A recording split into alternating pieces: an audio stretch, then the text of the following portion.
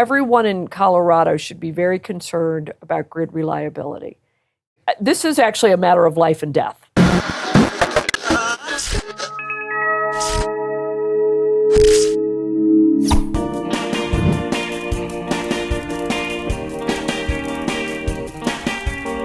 You've missed her, I've missed her, but she's back in town. Amy Cooke, the energy czarina of, well, Colorado and the nation now. Thanks for being here. Actually, I like the title. If only I were the czarina. Think of all the good we could accomplish. Like what? It would be authoritarianism. You are already for good, authoritarian. For good. For those who don't know, Amy was a key part of what we did at Independence Institute until she sued me for sexual harassment and left. But now... It was part of the settlement. It was part of the settlement. Actually, the part I required. Part of the settlement was that she had to come back and help us with our energy policy work. So. Yeah. Wait a second. What kind of... who was my negotiator? Bad negotiator. Before we get into what you're doing in energy, which is mind-boggling, particularly here in Colorado, to show the costs of the new energy. You mean the real costs? Like what things are actually going to cost? Those costs. Let me ask you the general question. A long time ago when I asked you to do something on energy, you didn't seem all that turned on by it. We had to do an article on energy, and I was looking around and said, well, Amy can do anything. Amy, would you please write this up? I love your revisionist history. And you are, and well, then it goes like this. No, I don't want to. I hate you. I hate you. I hate you. But it has become such a passion of yours that energy policy is not just about kilowatts. You really understand the power about power. That's hilarious. That's actually good.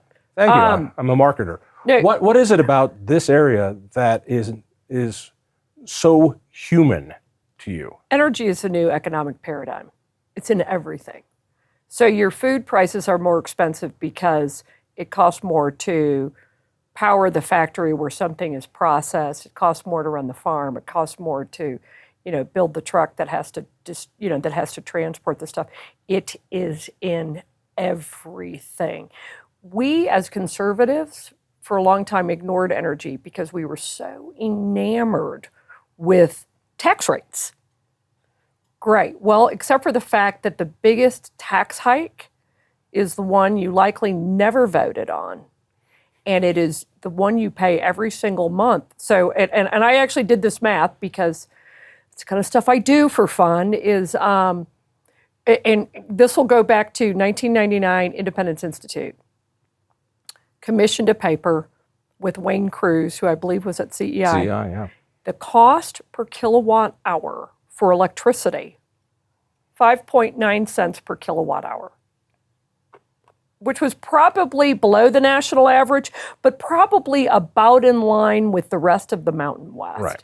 So I recently paid our XL bill for Colorado, or the one, for our house in Greeley, and it was just shy of 16 cents per kilowatt hour. So in the last 23 years, it's gone up, about 2.7 times, far greater than the rate of inflation.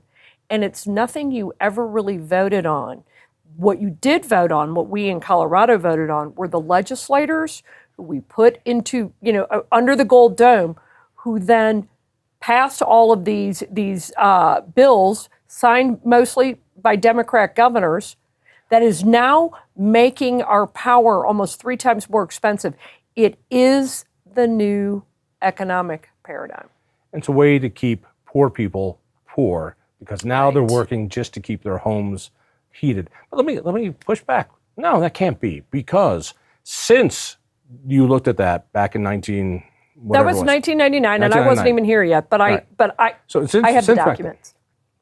Since 1999, the fuel that powers our state has gone down in price. Furthermore... It's zero. It's free. It's free. No, not that. I'm talking about fossil fuels. Natural gas, coal, for the last 25 years has been on a steady decline of cost. At the same time, the amount of energy we use because of technology and conservation is also going down those last 25 years. Therefore, by any economic theory, when your demand is low, the supply is high, the price will be lower, much, much lower.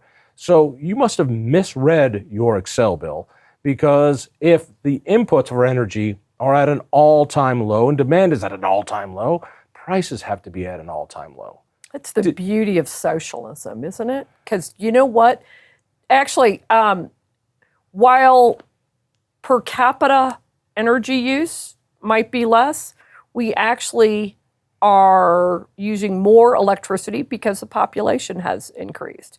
And the demand will continue to increase. And here's the worst part. Because of EV mandates coming from Jared Polis, also from the electrification, what we call the electrification of the economy, EVs, buildings, everything else, the growth in demand, the demand for electricity will go significantly higher, as will the cost. Or your other option is to not have power, which means rolling blackouts. And people like you, people like me, who aren't the wealthy ones, we will be the ones who will be, when the rolling blackouts come, our neighborhoods are the ones that will be affected. So to your point, if the price of the fuel goes down, and if we're getting more efficient with our use of it, why aren't prices going down? That's a great question, but that is not the way it works in electricity generation. But the thing is, hold on. Here's the difference. Here's the key, because I know you want to say something. In Colorado has pursued this fantasy of wind and solar powering the state, which of course should make it even cheaper, right? Because I was just going to say, free. They're free. Listen, lady, the sun shines for free. The wind blows. The wind blows for free. Therefore, again, the fuel cost is going down, so therefore the prices should be going down, because this is free energy. It's all free, and that you sound just like, oh my God, Ron Binns and some of the others at the state legislature back in the early 2000s. Here's the thing. Converting wind and solar, converting the sunshine and the wind blowing into electricity is super expensive. It's really, really expensive, because now I don't want to get too geeky, but it's dependent upon the weather. So let's just say there's a day when the sun doesn't shine. We don't have a lot of those in Colorado, but let's say it's a day right after a very heavy snowstorm. We've used a lot of electricity because now we've gotten rid of natural gas appliances, natural gas heaters, all the rest. So we're energy electrified. This is terrific. And we've had a cold, cold snap, and the sun doesn't shine. The sun isn't shining, or it's covered with, let's say, snow. 8 inches of snow, which isn't unrealistic. You can't produce power. It's weather dependent. It relies on the sun shining, and when the sun doesn't shine or the wind doesn't blow, if you actually want power, if you want the lights to come on, if your kid's lying on the operating room table and you actually want them to be performing surgery in something other than candlelight, you have to have backup resources. So what you end up doing is you build redundancies. So you build double the amount. And if we are to power our state using only wind and solar, as the governor has said repeatedly, it's going to be 100% renewables. When somebody says something, take them at their word. We will have to build out about 10 times the generation capacity that we have right now in order to try and power the state. And we'll still have times where we won't have enough power. So. No, let me get to that. No, I'm challenging you on this one. Okay. You just said, if we're going to go all renewable, that we will need to build 10 Actually, times. I think it's more than that. I think it's 14 times. I'm trying to remember, but it's like at least 10. And even then, during high demand periods, we will still have blackouts. Yeah. Knowing the answer to this, Where did you come up with these crazy numbers? I know, right? You just pulled them out of a hat.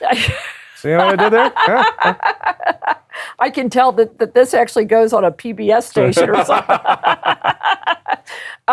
It's the whiskey. Yeah, well, yeah, it makes you kinder and gentler. It does. And my thanks to Keeper's Heart, the official whiskey of Devil's Advocate. I didn't know that. Oh, well, great. It is now. It is now. They don't know it either. It is. Lucky them. There goes their sales. So we actually, I was working with Jake Fogelman, excellent energy policy analyst at the Independence Institute. I don't know who's responsible for hiring him, but he is spectacular. So let me see who did hire him. It was a couple years back. I think Dave was the first one. Okay. Yeah. I thought it was you. No, I didn't hire him. Okay. I wish I would have stolen him, but anyway, working with Jake, we actually did a series of 3 papers where, and it was building off of a paper we did in 2019 because at the time, Governor Polis, he was running on 100% renewable energy. I mean, was that 2016, he ran 100% renewable energy, and nobody would ask, how much is this going to cost?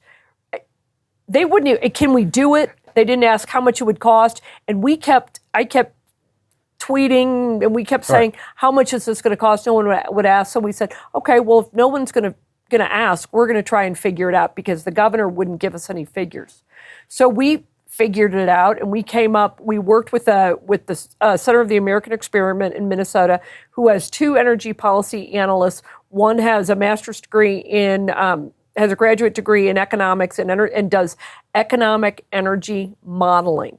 So he created the model. We were able to figure out how much it would cost to power the state using 100% wind and solar and batteries, which don't even exist.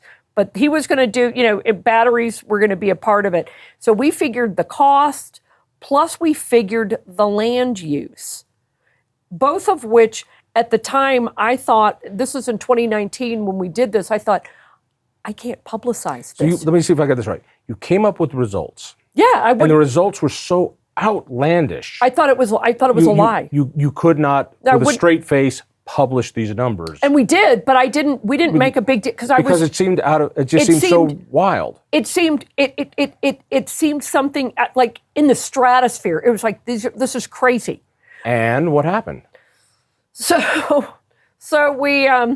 we put it out there, and by the way, the number with all of it was just shy of $900 billion with the B dollars to build out this. To build out wind, solar, and batteries, and that wasn't even taking everything into account. But that was wind, solar, and batteries, and no one took us seriously. And to some extent, I can kind of see why it was a crazy number. Nobody would have believed it. So fast forward, it's 2023. Polis and the left continue to double down on this 100% renewable. Meanwhile, just so you know, other states out there are doing much smarter things. They might have a clean energy goal or a carbon neutrality goal. I want to get into that in a little bit. But they aren't crazy, know. So they're doing it in a much better way. So I come back to help Jake work through this. What started out with the green building codes, and what we did was a series of 3 papers looking at what the cost is going to be now with 100% renewable, plus EVs, plus electrification of buildings, and with the batteries and everything, the all-in cost of it. And what we found now is the prices come down a little bit. $700 billion. $700 so you feel better. Feel better. So what we realize is, oh my gosh, this is actually, this is true. The modeling has improved, but the key that we've been able to do this time, John, that I think is most is most interesting, besides the fact that it's going to cost $700 billion, we actually are able now to model for reliability.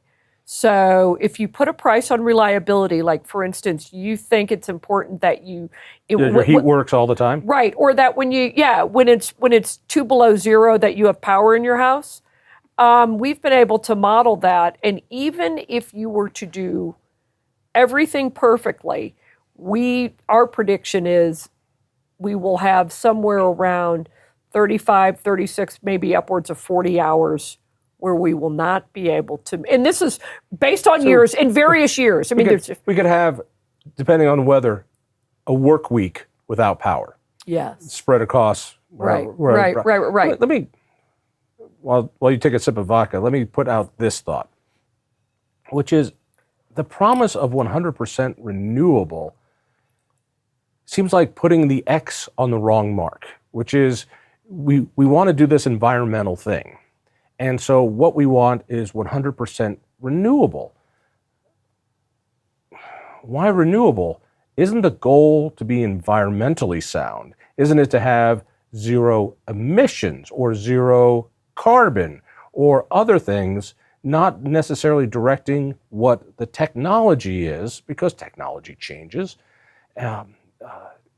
Why put the X on renewables instead of the X on some sort of limitation on CO2? Right, which would make it a much better. So if the policy outcome is what you actually want is cleaner air. Yeah, do you want cleaner air or do you want renewables? Are they mutually exclusive? Yes. Just because you have 100% renewables does not mean you have cleaner air. It does not necessarily, because if you look at the CO2, if you look at the total emissions from start to finish of solar panels, there was just a study out of Italy that said if you look at the total processing of solar panels from start to finish, you don't lower global emissions. This is a global problem. So Colorado can say, hey, we're all renewable here, but the chemical spewage from building this stuff still affects the entire globe, which is what we're trying to protect. So the life cycle of a solar panel is not zero emissions. The life cycle of a wind turbine is not zero emissions. So if your goal is cleaner air, and what do they say? Existential threat facing the planet, they talk about greenhouse gas emissions or climate change or whatever whatever the word du jour is. But wind and solar is not the way to solve it. Michael Schellenberger has been just phenomenal on this. He said, the reporter. Yeah, well, actually, Michael Schellenberger, who wrote this phenomenal book called Apocalypse Never, and he literally apologized for his. Maybe that might be overstating it, but what he did was talk about the regret he had to adding to the climate hysteria and climate alarmism. And he's a nuclear advocate. He said it's amazing how the people that scream the loudest about climate change and you have to stop it now are the biggest opponents of the cleanest form of energy, which is nuclear. They are the biggest obstacle to nuclear power. I'll talk about nuclear. We could solve all of this with nuclear energy.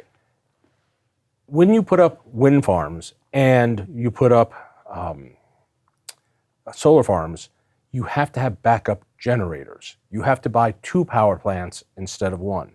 For when the sun doesn't shine, the wind doesn't blow, they have backup natural gas generators, which pop up pretty quickly, turn on pretty quickly, and that's what you have. So the beautiful thing for Xcel Energy, or any power utility that likes to build things, is you get to buy 2. Why buy 1 when you could buy 2 at twice the price and pass the cost on to your customers and then add 10% profit to it on top of that? So Xcel is not in the energy business. They are in the building crap business and triple charging their captive customers for it. So you're not wrong about the business model, 100% agree, but I blame the legislature. The legislature created the environment that allows Xcel to do that. And then Jared Polis, we have We probably have, when I say we in Colorado, probably have the worst Public Utilities Commission. Certainly As in my measured time. by what? Well, so we have two people that were solar developers in the past that sit on the commission. Can you imagine if we had two oil and gas guys sitting on that commission? You know what we used to have in the past? You know what used to sit on the commission? Regulatory attorneys that actually got it, attorneys that actually knew this stuff. Not people who already chose the winners and losers. That's right. From an industry. And the way you put it, that's just worth repeating. If you had oil and gas executives on the PUC, could you imagine what the left would do? Imagine what the media would do, how awful it would be. But you have people from the solar industry and advocates on the PUC. These are people who seem to think of themselves more as energy secretaries for wind and solar than they do as neutral regulators of running a government agency. And this gets back to Polis personally. Those people are appointed by the governor solely. These are his folks. Something that most people don't know is that for a long time there was kind of a grand bargain on energy monopolies. Yes, Xcel, you are going to get a monopoly. You're going to get a guaranteed profit. You buy a pen or a pencil, you got to add 10% to the cost and you get a profit on it. Anything you do, you turn left, you turn right, you're going to get a guaranteed profit. I think last year they made 14% profit. I don't know anybody else who is returning that kind of. Well, we should all be invested in that. We should. But the guarantee was, the bargain was, you get all that free money and no competition, but you have to answer to the PUC that you are doing it at the lowest cost, that you will provide our customers, our people, with the lowest cost, and then you get a guaranteed monopoly. That's the bargain. That bargain got changed. And you have to remind me of the story, but instead of saying our first goal at the PUC is low-cost, reliable energy, and now it is a fluffy butterfly term of rainbows and unicorns and environmental awareness at reasonable cost. Well, it's actually, once you open that floodgate, the PUC is not the safety valve on a monopoly. They are the enabler for a monopoly to make money hand over fist. Well, what that is, so that was under Ron Binns, and Ron Binns, who was chair of the PUC, he was appointed by Bill Ritter. You might remember that a few of us got together and helped publicize some of Ron Binns' deeds, so he couldn't be chairman of the Federal Energy Regulatory Commission, which he was chosen by Obama. He was chosen by Obama. I feel really bad that we scuttled that. Yeah, you scuttled that. We have more than one person that has thanked us for that. But that was Ron Binns. So it used to be that the mission of the PUC was least cost, reliable power, and then, to your point, they'd get a guaranteed rate of return. Okay, that's fair. If 5.9 cents per kilowatt hour, if that had kept up with inflation, if it had just stayed even with inflation, we'd probably be, I don't know, 8 cents, 9, maybe 10 on the out. I mean, maybe, but we're not. We're far higher than that. What Ron Binns did was change the mission of the Public Utilities Commission to be, reliable power at a reasonable price, consistent with the social, economic, and environmental values of the state of Colorado. So what the hell does that mean? What a pile of oatmeal. That's whatever you want it to be. That's a Rorschach test. That's exactly right. So what that means, that's a signal to, your monopoly utility to, if we tell you to do something, do it, and then we're going to reward you. And that's essentially what they've done. One of the fights we had was fuel switching, which was House Bill 1310 back in 2010. And that's where a day which will live in infamy. Right. And if you remember, well, I only remember because because it was awful. And I feel like I've got the battle scars still left. And God bless Republicans for making it happen. Don't even get me started. But Ron Binns, the chairman of the Public Utilities Commission, was negotiating the cost recovery language on that legislation, unbeknownst to the public. So the guy who's supposed to be calling balls and strikes was protecting customers first. Right, was negotiating the cost recovery language behind closed doors with legislators and Excel. How unethical. It's horrible. It's absolutely horrible.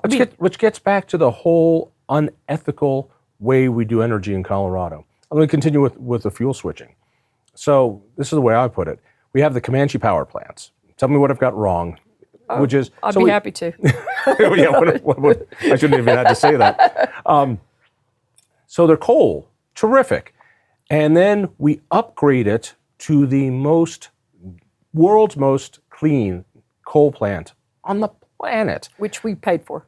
So we now have 2 mortgages for the same electricity. That coal plant is set to retire in 2070. So close to 50 years from now. So again, we're paying 2 mortgages. But along comes the fuel switching, and now we're going to demolish it and put up something else. I think it's going to be either a natural gas or something else. Point being, whatever it is, it is now we're paying 3 times. It's like buying 3 houses, but you only live in one house. Now we're paying 3 times over for the same kilowatt. No wonder your bill is up. Right. And who gets wealthy? The cronies at Excel. There's also another thing in this. The wind and solar lobby are some of the largest lobbying groups, especially at the federal level. But listen, do not underestimate the power of the wind and solar lobby too.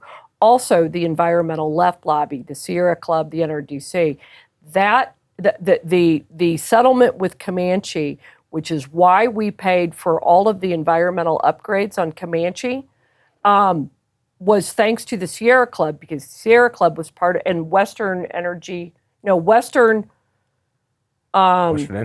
No. It's the, mind is a terrible thing as you get older, but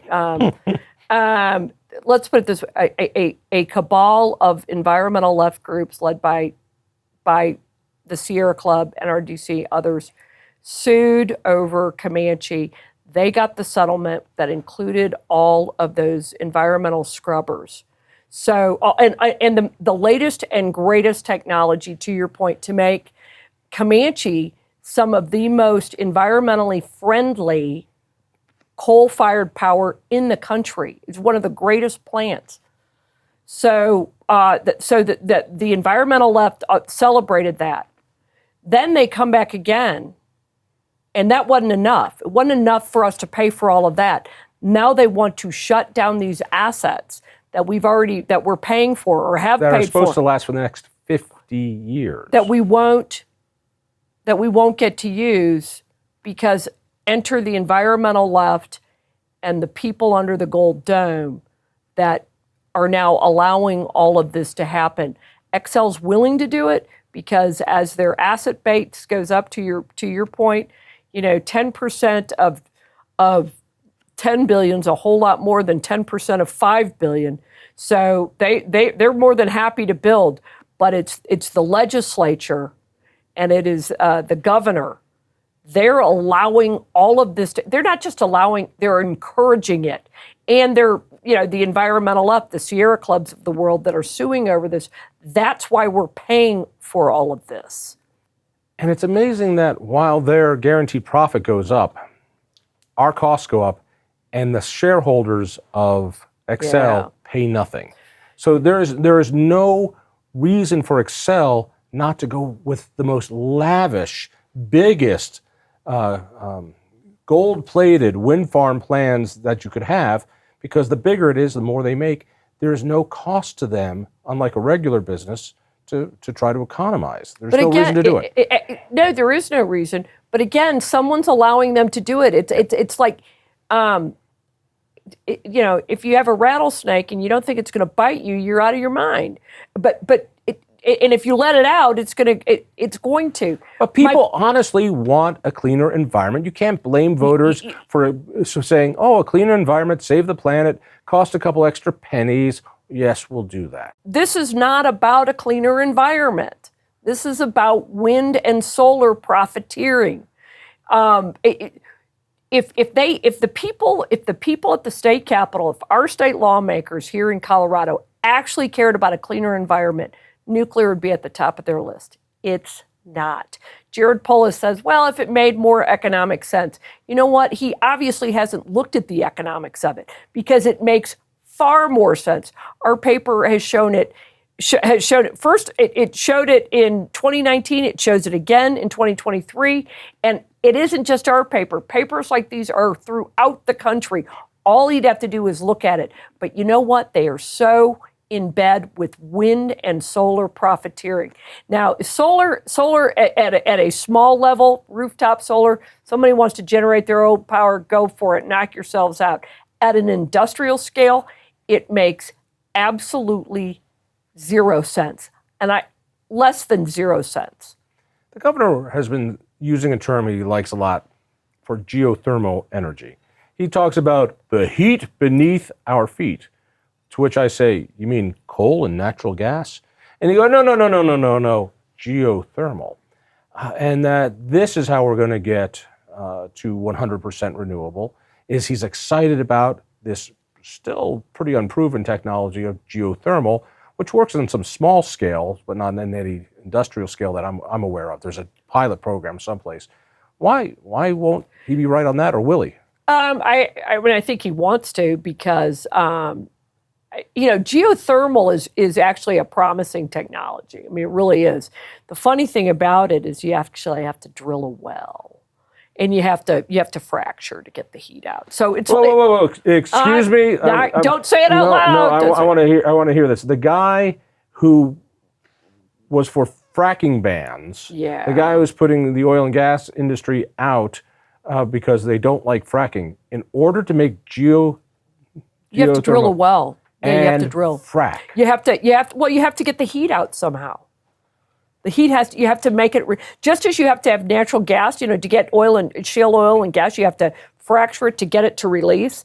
You have to do something similar. I mean, it doesn't just, it isn't like. Pardon me why I take just such delight in the fact that in order to get his pipe dream of renewable energy, you have to do hydraulic fracturing. Well, you're going to have to do some kind of fracturing because you have to drill the well and you have to get it out. I mean, it doesn't just neatly come up. I mean, it's a cool technology. I think it's great. But it isn't as simple as I'm going to put a spigot in the ground and all of a sudden all this heat shoots up. We're going to have generators on it. Yeah. Let me plug in the heat. You actually have to. It's a resource that needs to be developed. It's no different than developing coal or natural gas. I mean, you have to. I shouldn't say no different. That's not entirely true. It's a resource that has to be developed.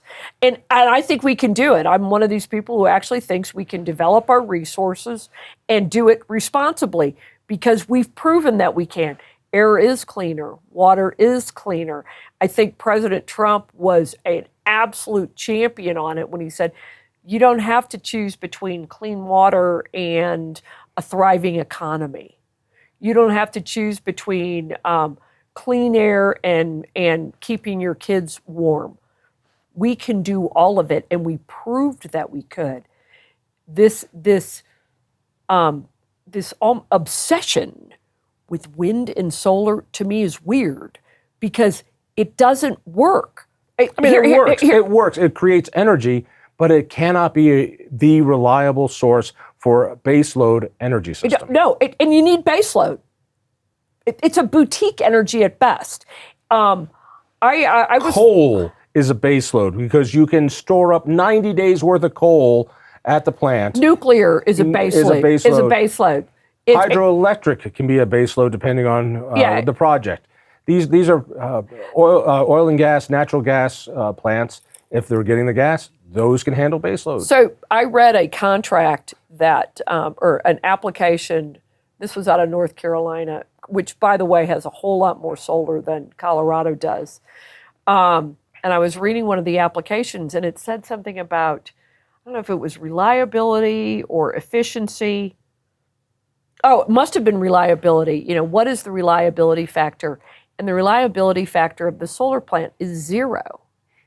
Zero, because there is always it's like, if the sun doesn't shine, you can't, you have no power. And it may have been the capacity factor. And I actually called a friend at the PUC, and I now retired from the PUC, and he flipped it. He said, "Would you get in a plane that wasn't 100% reliable?" I went, "Probably not." He said, so why would you put your entire state's economy on power that wasn't reliable? He said, I mean, it's a good question. I thought, man, that's a great question. I hadn't thought about it in those terms. Would you get into a car that, it works about 30% of the time? Or would you get in a plane that, just depending on the weather, it's kind of like, it works about 30%. So your drunk Uncle Bob, he's on the wagon now. Is he reliably sober? Well, he won't let you. We'll let babysit the kids. I mean, we'll it's see. Crazy. It's a crazy idea. You need baseload power, and I don't know why. Baseload, for people who don't understand the baseload term. Power is the power that it is reliable. 99, or let's say 90. Nuclear's got a reliability factor of 95%. That means 1,000 megawatt power plant is generating power 95% of the time, and the other 5% is probably it's offline for maintenance. When in North Carolina, when there was a cold snap last year, I think it was Winter Storm, whatever it was.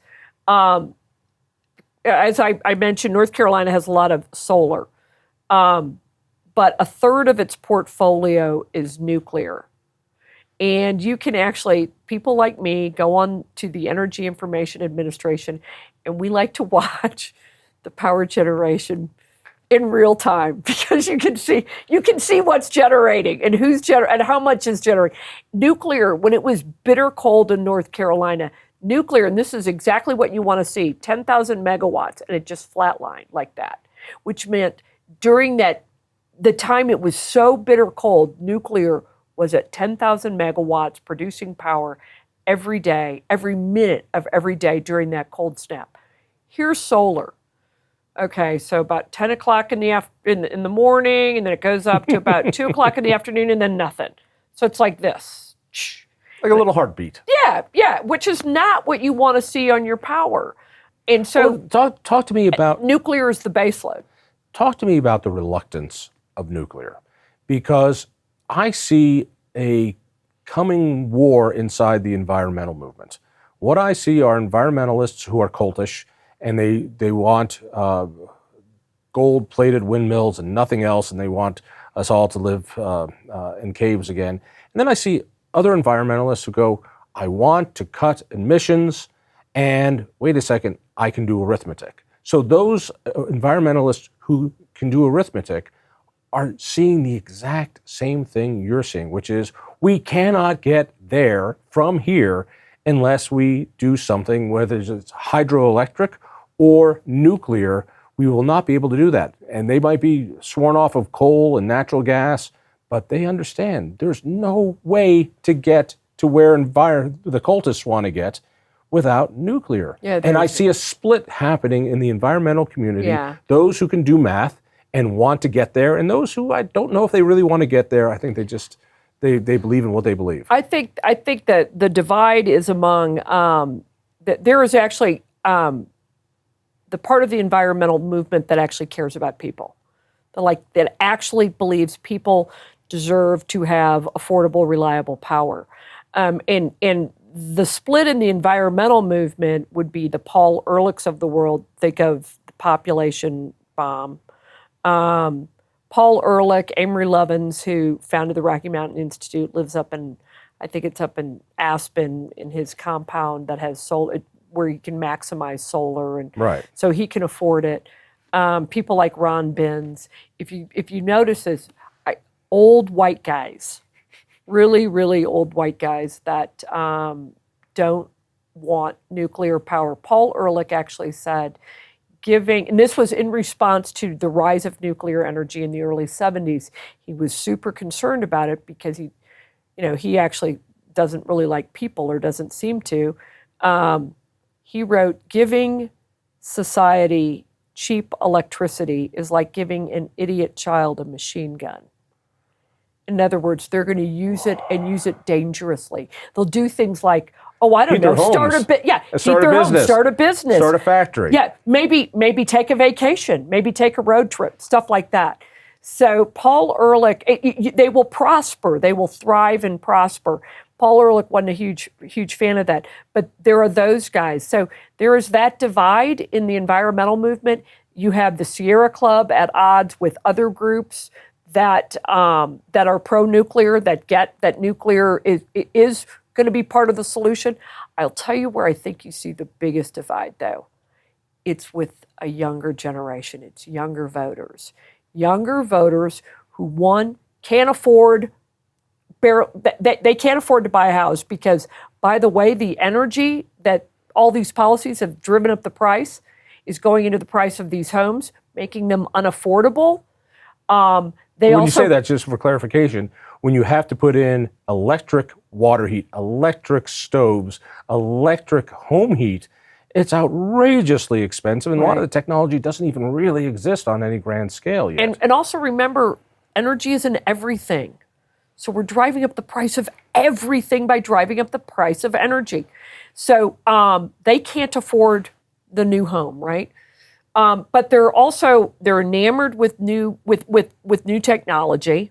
They are completely plugged into everything.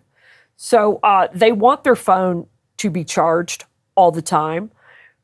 And for them, when they see nuclear, and they care about the environment, and they see nuclear and they go, why aren't we using this? They're the ones who are, they figured out the math themselves. They weren't exactly taught it, but they figured it out themselves.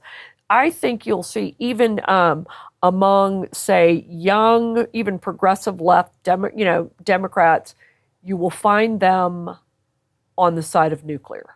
Because they can do the math. They can do and it's important to them to have power. Power matters. And they can have zero emissions electricity. Right now. Everybody gets what they want. Say they want. And that's why you look at the Sierra Club and others, and I'm going to throw it at the legislature.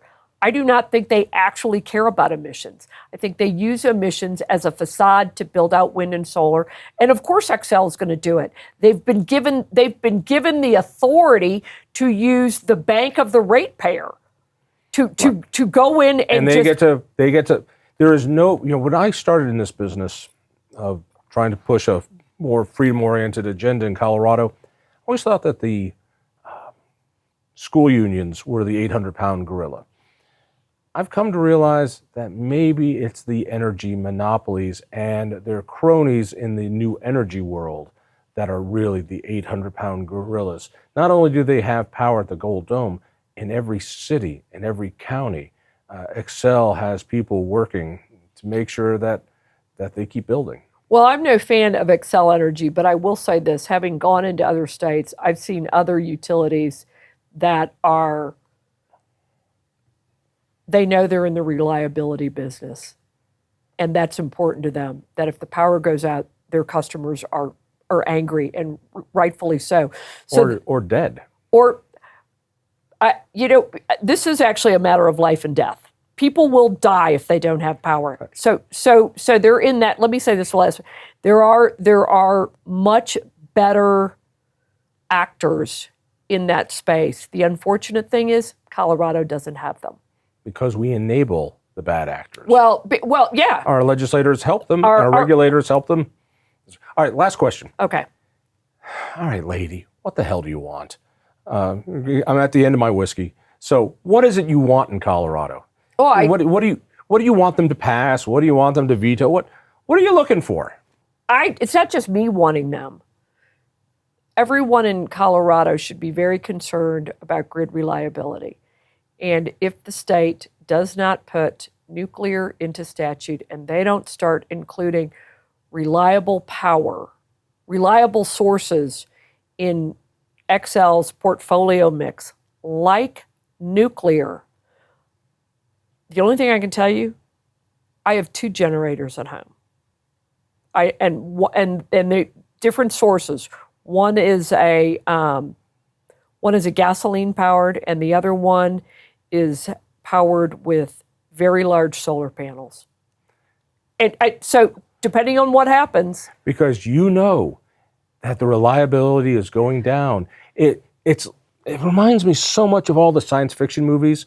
You know, the astronomer is looking and doing the calculations, going, that comet is crashing in here, and we're going to kill everybody if we don't do something. Yeah, sure, Professor. We'll study that. But you do this, and you realize there is not enough electricity for Colorado. There will be rolling blackouts. Yes. And people are going to be buying. I've got a generator, and it powers by gasoline or natural gas. And oh, wait a second, those are the fossil fuels, and that's the worst way to generate power. So right.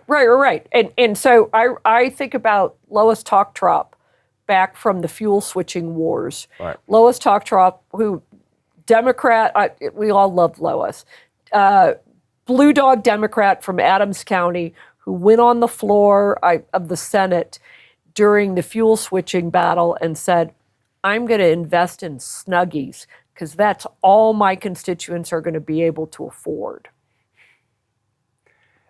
If I'm hearing you right, you would like the legislature to include nuclear energy as a renewable source? It's not a renewable. I would say nuclear energy should be considered a clean source of power, and it should be one that Xcel should be including its portfolio.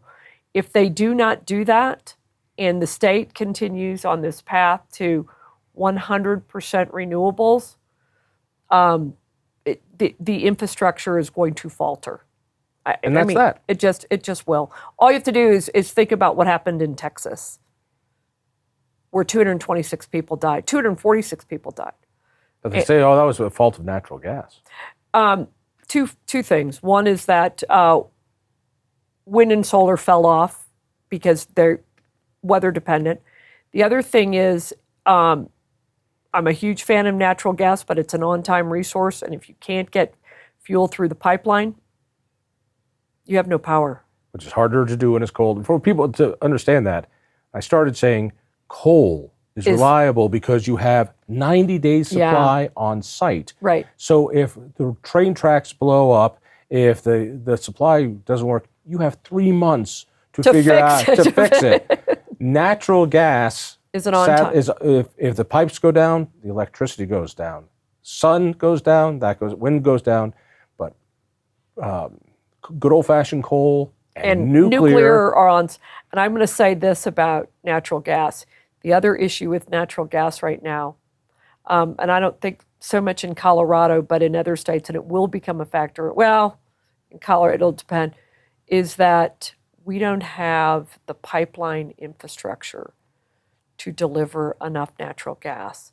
So, for instance, in North Carolina, the one pipeline is already fully subscribed. You can't build more natural gas unless you get the pipeline. Guess who's keeping the pipeline from getting? It's the environmental left, the same ones that didn't want Comanche to stay open for its full life cycle. They also are trying to keep natural gas from getting to power plants and getting to homes. They want us to freeze to death? They want you on an energy starvation diet. That's why I say, get your generator. So short of that, I have 2 generators at our house in Colorado, 2 in my house in North Carolina. Thank you for that uplifting talk. But the generator always works. The generator always works. Cheers. Cheers. If you enjoyed that conversation, by all means, click one of these other great programs. We have the best conversations with the most fascinating Coloradans. And subscribe to our channel. Just click down below and hit that little bell button too. You don't want to miss a single show.